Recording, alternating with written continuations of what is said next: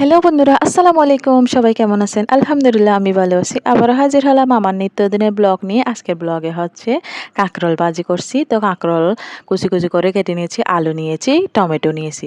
তিনটা একসাথে কুচি করে কেটে নিয়ে ধুয়ে নিয়েছি। তারপর হচ্ছে এখানে পরিমাণ মতো পেঁয়াজ, রসুন, কাঁচামরিচ এগুলা নেড়ে চেড়ে লাল করে ফেলবো। নেড়ে চেড়ে লাল হওয়ার পর এখানে দিয়ে দিব পরিমাণ মতো হলুদের গুঁড়া, মশলার গুঁড়া, লবণ এগুলা দিয়ে অল্প পানি দিয়ে এগুলা ভালো মতো কষিয়ে ফেলবেন। যত কষাবেন তত মজা হয়।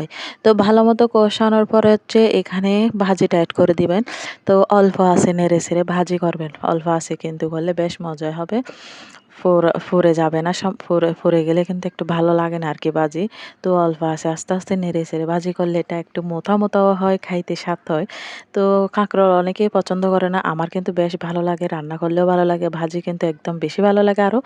তো বন্ধুরা ভালো লেগে থাকলে সবাই বেশি আমাকে সাপোর্ট করবেন। আমার ব্লগটি সবাই শেয়ার করে দিবেন।